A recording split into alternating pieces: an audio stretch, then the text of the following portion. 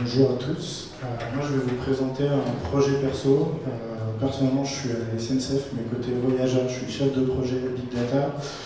J'ai une formation d'ingénieur en économie des transports et je suis passionné par tout ce qui tourne autour de la data et de la tech. Et j'ai développé un POC l'année dernière pour explorer toutes les destinations qui sont atteignables depuis une gare, notamment dans le cadre du Pass-Rail. Et je viens vous présenter aujourd'hui la V2 et un petit peu pourquoi et comment j'ai avancé sur ce projet. Alors, déjà, il y a une petite question. Alors, il n'y a pas beaucoup de réseaux, donc je ne sais pas si ça va fonctionner, mais si vous arrivez à scanner le QR code, c'est juste pour répondre. Il y a deux questions. Les deux questions, c'est à votre avis, il y a combien de gares qui sont accessibles depuis Lyon-Pardieu en direct? Et la deuxième question, c'est il y a combien de gares qui vont être accessibles cette fois avec une correspondance? Et pour avoir fait le test avec d'autres personnes pas en direct, en général, les réponses sont assez éloignées de la réalité. Du coup, ça montre vraiment l'intérêt qu'on a de faire connaître l'offre ferroviaire. Je ne sais pas si tu peux passer sur les résultats. On va les voir apparaître.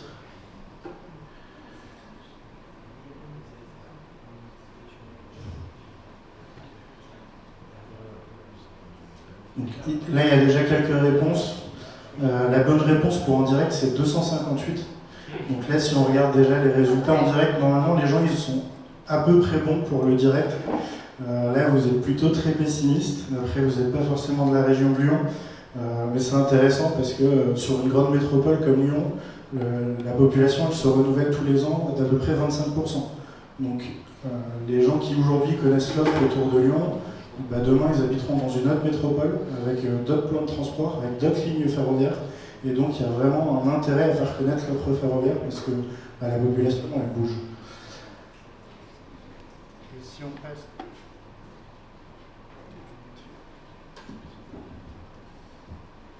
Et si on passe à la deuxième partie, c'est là où c'est encore plus intéressant.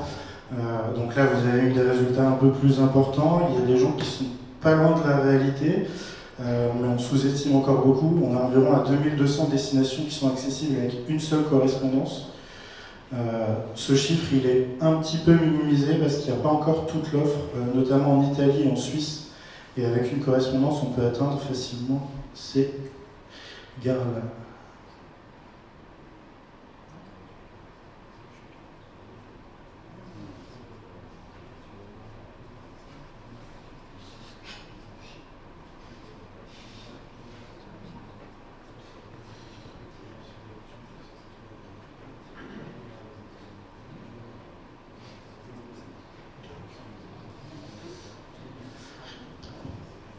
Donc voilà les réponses. Alors les origines du projet, donc je vais évoquer rapidement, mais donc l'été dernier, il y a le gouvernement qui a mis en place le Pass-Rail. Je ne sais pas si tout le monde sait ce que c'est le Pass-Rail, mais en gros, c'était pour les 17-27 ans. Il y avait un Pass-Rail mensuel avec un prix fixe et qui donnait accès gratuitement à tous les TER, tous les intercités, et avec un petit surcoût au lit couchette intercité de nuit. Et en fait, il y avait aucun endroit où on pouvait voir facilement toutes les destinations qui étaient accessibles en TER. Donc le POC, à l'origine, il venait de là. Il y avait uniquement donc, le TER et les intercités. Je me suis inspiré très librement d'une application qui existe sur le ferroviaire qui s'appelle Kiwi. Je ne sais pas si vous connaissez, mais en gros, dans l'aviation, on peut sélectionner un aéroport et voir tous les aéroports qui sont accessibles depuis cet aéroport avec différents filtres. Donc ça existe pour des modes qui sont très polluants, mais ça n'existe pas pour le ferroviaire ou d'autres transports en commun. Il y a une vraie difficulté donc, à visualiser toutes les destinations qui sont accessibles, surtout dans un contexte d'ouverture à la concurrence. Donc aujourd'hui, on commence à avoir des TER qui ne sont pas exploités par SNCF, donc ils ne vont pas forcément être sur les canaux d'information que les personnes peuvent utiliser. Il y a par exemple Transdev qui exploite dans quelques mois dans le sud. Donc voilà les origines du projet. Pourquoi continuer? Donc une fois que j'ai fait ça et que le Pass-Rail n'a pas été reconduit, j'aurais pu dire bon tant pis, ça sert à rien, j'arrête. Sauf que je suis convaincu qu'il y a un vrai enjeu. Donc j'ai retravaillé sur cette version pour ajouter différentes choses qu'on verra par la suite. C'est un gros enjeu en termes de transition écologique. C'est facile de savoir où on peut aller en voiture, puisqu'on peut aller partout. Savoir où on peut aller en transport en commun, c'est beaucoup plus compliqué, et c'est un des premiers freins à la mobilité. On a déjà fait, nous, des enquêtes côté SNCF Voyageurs sur pourquoi les gens n'utilisent pas les transports, et c'est parce qu'ils ne savent pas qu'il y a des transports qui répondent à leurs besoins. Le deuxième, je l'ai un peu évoqué, c'est que l'offre elle va se complexifier. On a de plus en plus d'EF en France et puis en Europe. Quand on a un exploitant, c'est un peu plus facile, on peut trouver toutes les infos au même endroit, mais demain, on peut avoir peut-être 50 sociétés dédiées qui vont exploiter des TER. S'il n'y a pas une application qui massifie ces données et qui les rend accessibles au même endroit, tous les trajets en correspondance ils seront inexistants. C'est aussi, je suis convaincu de la puissance de l'open data, et je pense que c'est pour ça que je suis ici aujourd'hui. Et c'est un bel exemple de ce qu'on peut faire avec des données open data. Donc l'outil il est uniquement basé sur des données open data. Il y a beaucoup de travail métier derrière, mais en tout cas c'est que avec des données qui sont accessibles par tout le monde. Alors comment ça fonctionne? Donc là il y a une petite screen et je vais oser la démo en live. Normalement ça devrait fonctionner.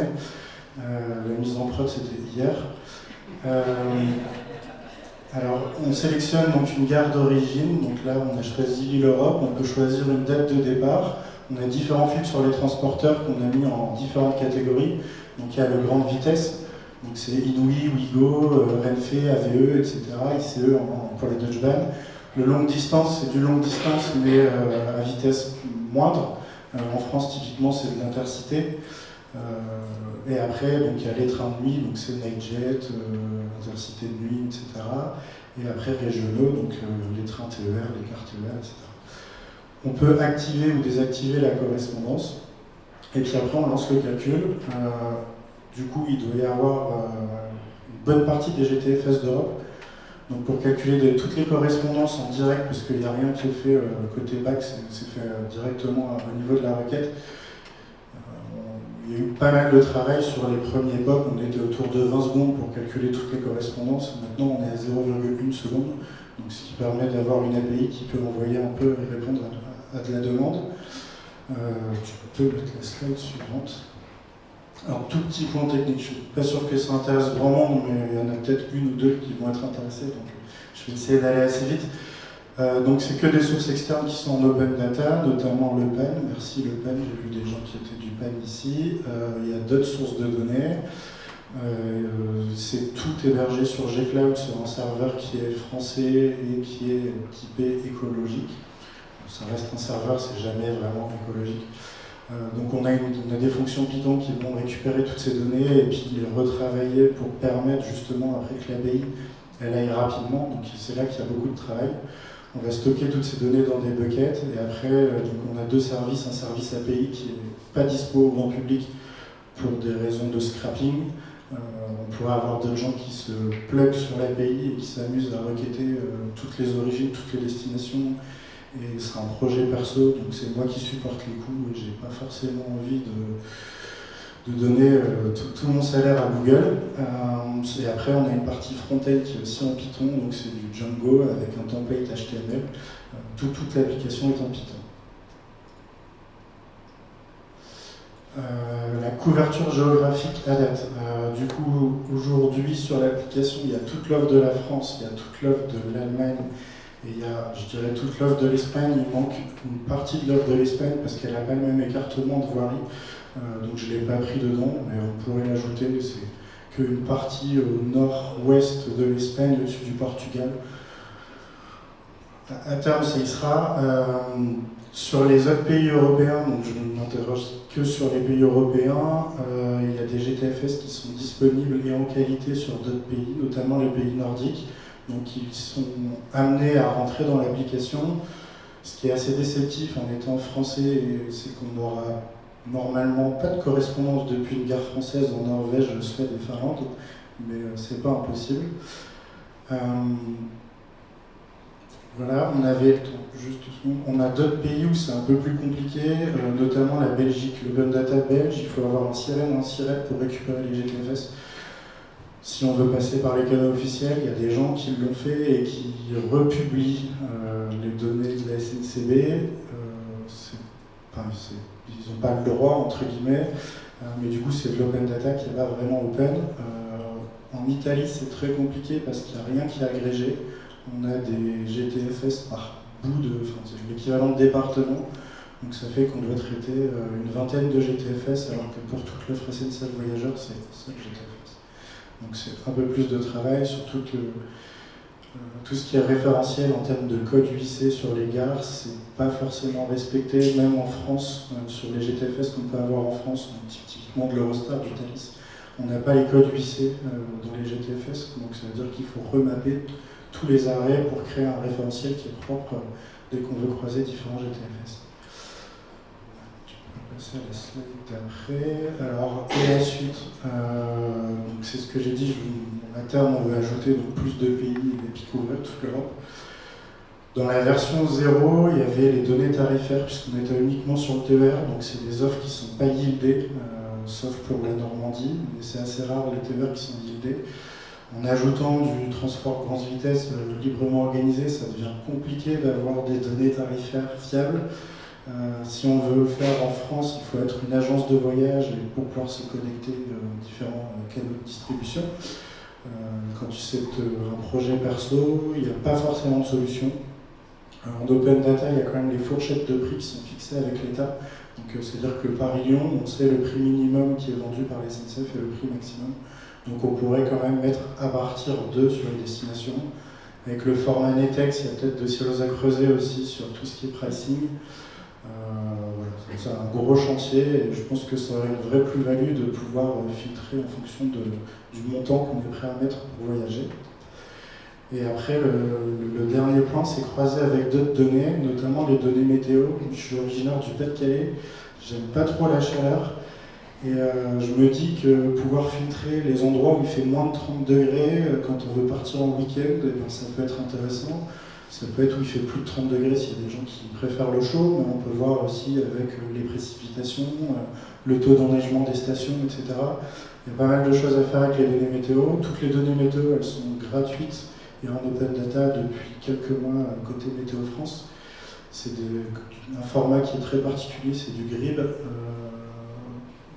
que j'ai déjà traité pour d'autres missions plus professionnelles. Donc il y a des choses qu'on peut faire et croiser assez facilement. On peut rajouter des points d'intérêt, des événements locaux, etc. Et au lieu d'avoir juste une vision cartographique, peut-être aussi avoir une version des grandes destinations avec des différents tags.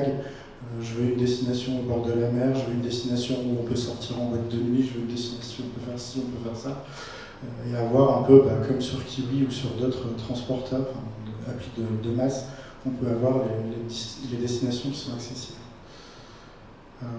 Avant que je fasse une petite démo, est-ce qu'il y a déjà des questions ?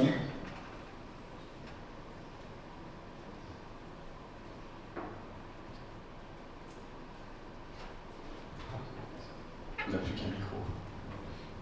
C'est la dèche. Non, super, merci beaucoup, hein, c'est un super boulot. Est-ce qu'un jour, peut-être, on aura une vision, enfin Google donne les remplissages des magasins, justement quand tu cherches des magasins, il donne à peu près le remplissage qu'il y a, parce que tout le monde n'est pas valide.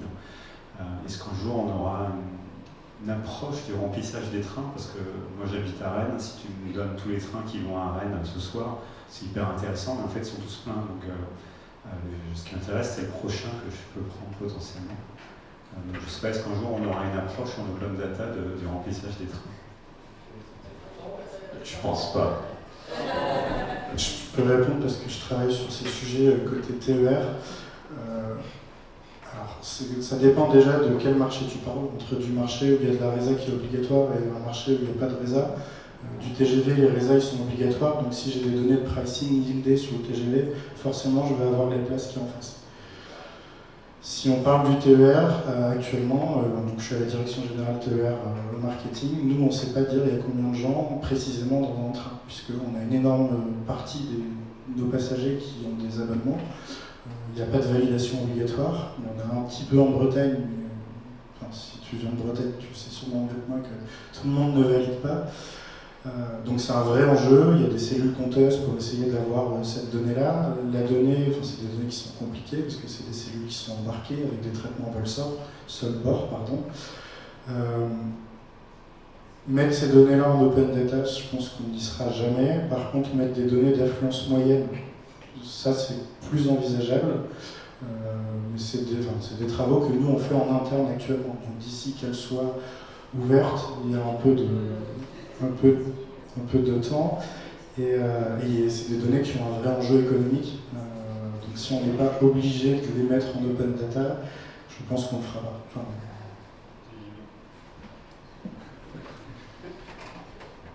j'ai dit non, mais j'ai parlé un peu vite parce qu'en fait, Transilien, en Ile-de-France, publie l'affluence. Alors les données ne sont pas en open data, mais elles pourraient l'être, voilà, dans pas longtemps.